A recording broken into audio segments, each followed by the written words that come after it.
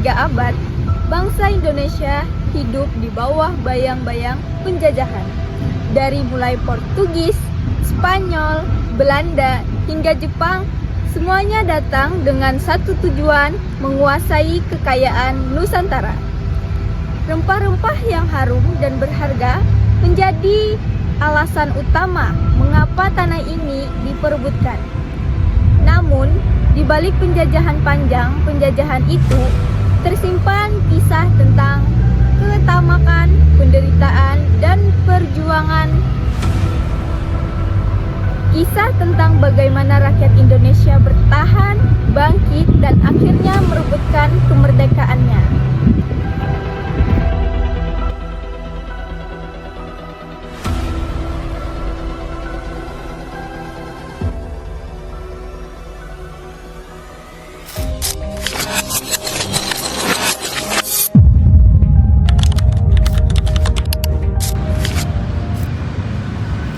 Pada abad ke-15 menjadi saksi perubahan besar di Eropa. Zaman itu dikenal sebagai masa penjajahan samudra. Bangsa-bangsa seperti Portugis dan Spanyol berlomba mencari jalur baru untuk mendapatkan rempah-rempah di Asia. Pada tahun 1512, armada Portugis di bawah pimpinan Francisco Serrao tiba di Ternate.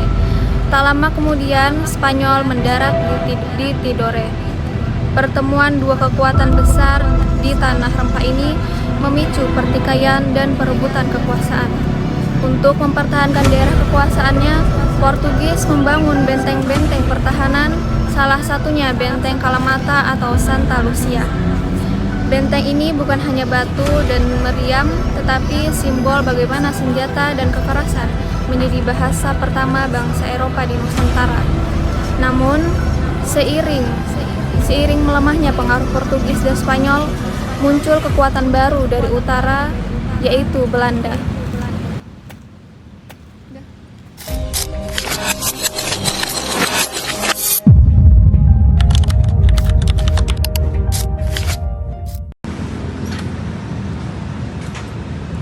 Pada 2 April 1595, Cornelis de Houtman memimpin ekspedisi pertama bangsa Belanda menuju Nusantara.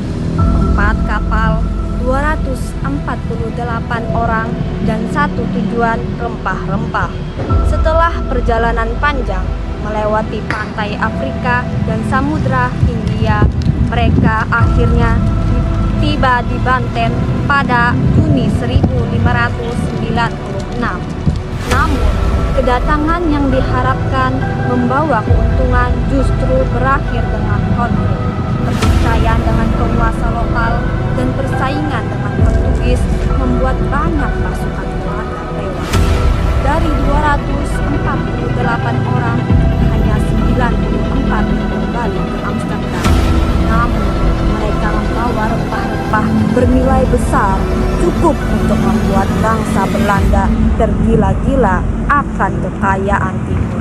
Keuntungan itulah yang mendorong didirikannya VOC. Pada 20 Maret 1602, VOC diberi hak istimewa bisa mencetak uang, berperang, dan membuat perjanjian dengan kerajaan lokal. Sejak saat itu, Belanda bukan lagi pedagang. Mereka adalah penjajah yang menyamar sebagai saudagar.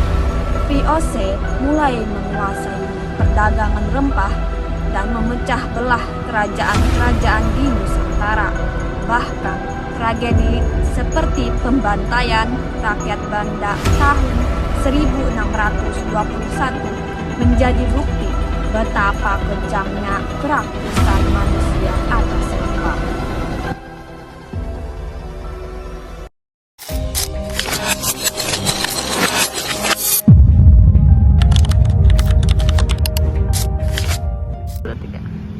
Ketika VOC bangkrut pada tahun 1799,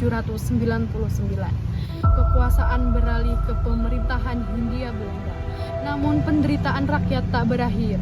Sistem-sistem ekonomi yang menindas terus diberlakukan.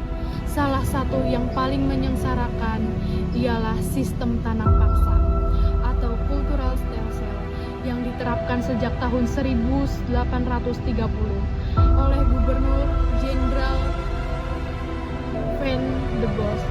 Rakyat dipaksa menanam tanaman ekspor seperti kopi, tebu, dan nilai di tanah mereka sendiri.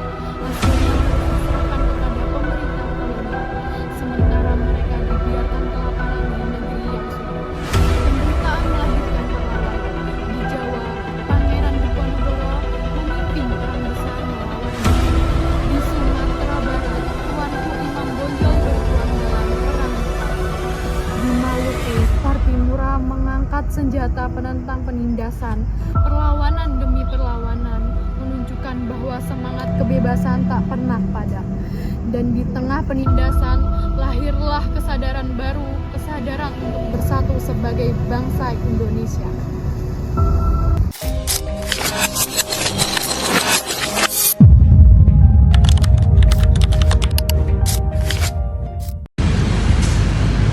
Pada tahun 1942, pasukan Jepang mengalahkan Belanda dalam Perang Dunia Kedua.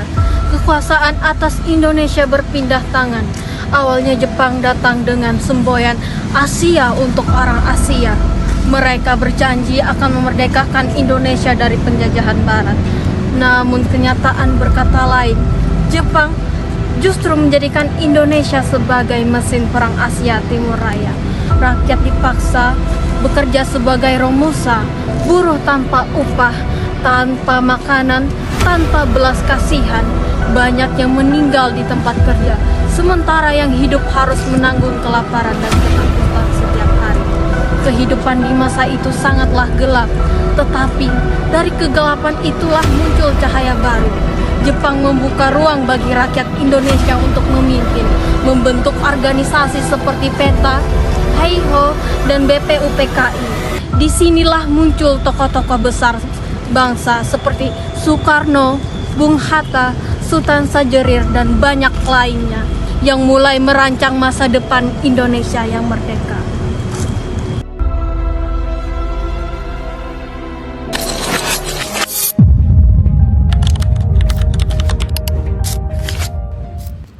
Ketika Jepang mulai terdesak oleh sekutu pada pertengahan tahun 1945, situasi politik di Indonesia berubah cepat.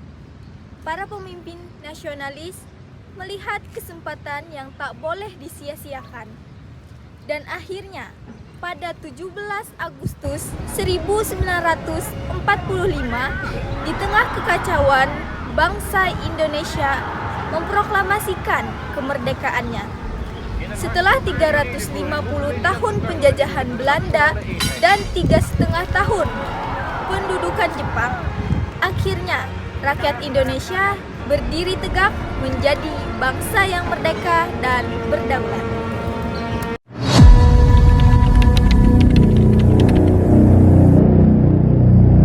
Proklamasi kemerdekaan Indonesia pada 17 Agustus 1945 disambut dengan penuh sukacita.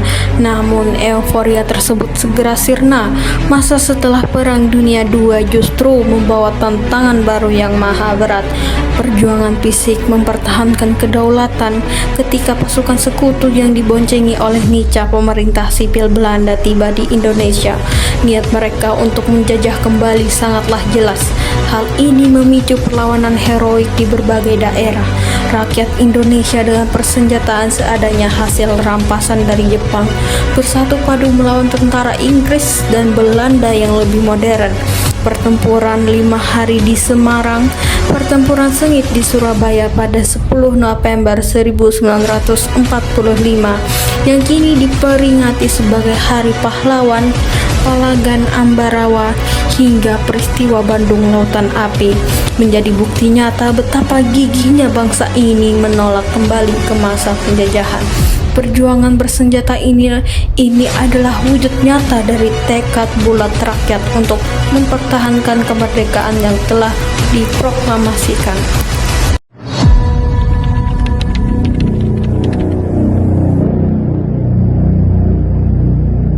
Di lain para pemimpin nasionalis Indonesia menyadari bahwa kekuatan militer saja tidak cukup untuk menghadapi Belanda yang didukung penuh oleh sekutu. Oleh karena itu, perjuangan dilancarkan melalui jalur diplomasi di meja perundingan. Perundingan Linggarjati, Perjanjian Renville, dan Royan-Royan adalah beberapa upaya untuk mencapai pengakuan kedaulatan secara damai. Meskipun seringkali hasil kesepakatan dilanggar oleh pihak Belanda melalui agensi militer 1 dan 2, agensi militer Belanda yang bahkan sampai menduduki Yogyakarta dan menangkap Soekarno-Hatta justru memicu kecemasan keras dari dunia internasional, termasuk PBB dan Amerika Serikat. Tekanan global inilah yang memaksa Belanda untuk duduk bersama dalam konferensi meja bundar KMB di Den Haag pada akhir tahun 1949. Melalui perjuangan panjang dan berliku di medan perang dan meja diplomasi, akhirnya pada tanggal 27 Desember 1949, Belanda secara resmi mengakui kedaulatan Republik Indonesia. Momen ini mengakhiri masa revolusi nasional dan mengukuhkan status Indonesia sebagai negara merdeka di mata dunia internasional.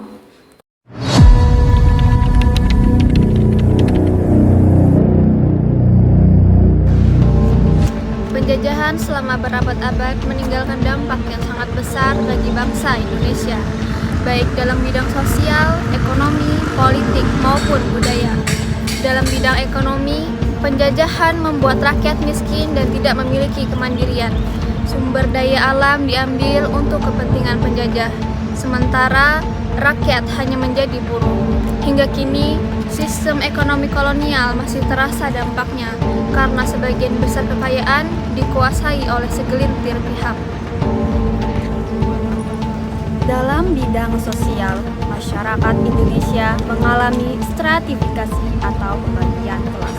Pada masa Belanda, masyarakat dibagi menjadi 3 golongan: Eropa, Timur Asing seperti Cina dan Arab, dan pribumi golongan Eropa mendapat hak istimewa.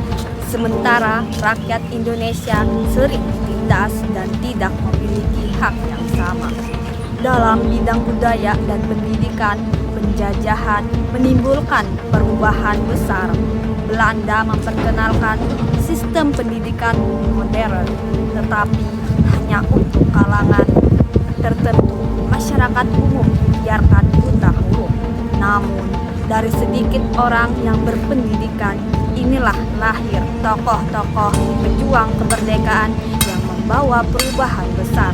Selain itu, penjajahan juga menimbulkan trauma, tetapi sekaligus semangat perlawanan yang kuat, seperti dalam perjuangan Diponegoro, Imam Bonjol, dan Cut Nyak Dien. Penjajahan memang telah berlalu, tetapi jejaknya masih terasa hingga kini. Ketimpangan sosial, eksploitasi sumber daya, dan luka sejarah masih menjadi bagian dari perjalanan bangsa ini.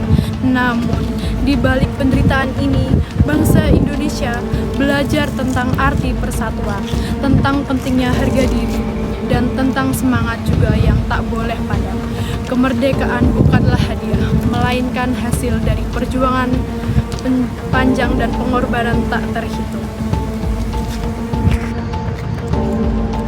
Kini, tugas kita adalah menjaga warisan itu, mengisi kemerdekaan dengan ilmu, moral, dan kerja keras, agar bangsa ini tidak hanya merdeka di atas kertas, tetapi juga merdeka dalam pikiran, ekonomi, dan hati nurani. Dari rempah yang dulu diperebutkan, dari darah dan air mata yang telah tertumpah, lahirlah Indonesia, tanah air yang kita cintai bersama. Kemerdekaan sejati bukan sekedar bebas dari penjajahan, tetapi berani berdiri di atas kaki sendiri untuk Indonesia yang adil, makmur, dan beradab.